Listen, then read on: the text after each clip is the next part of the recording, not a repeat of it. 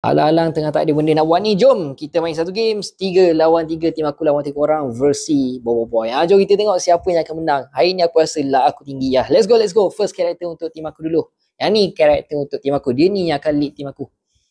Kita dapat permulaan yang sangat mantap. Bobo Boy Blaze sekarang ni Bobo Boy dah ada kuasa tahap yang ketiga Nova, tapi kita kira tahap yang kedua dulu lah. Okay, first character untuk tim korang pula, siapa yang akan muncul?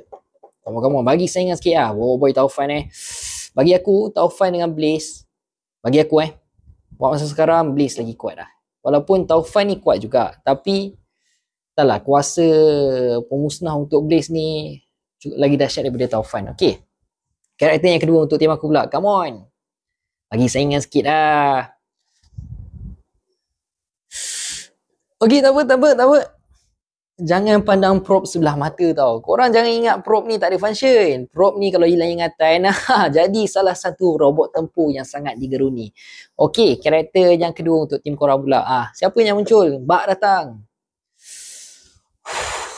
Dua Bobo Boy tak apa, relax dulu. Walaupun aku rasa masa sekarang kau menang.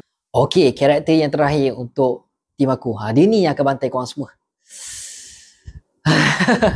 Okay, penguasa elemental crystal. Not bad lah. Walaupun Tok Gasa ni bukanlah dalam keadaan yang prime, dia dah tua, tapi kau rasa ni ke? Kau ingat Bobo Boy boleh ke beat si Tok Gasa ni? Tak boleh punya. Okay, karakter terakhir untuk tim korang. Siapa yang akan muncul? Tengok lah.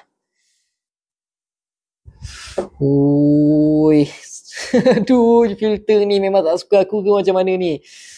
Korang rasa siapa yang menang? Komen dekat bawah. By the way guys, kalau korang nak dapatkan hoodie anime Naruto yang lawa macam aku pakai ni, ini hoodie Hokage tau. Aku order kat Shopee, harga tengah murah. Macam mana nak order sekarang kat tag Shopee yang aku ada letak dalam video.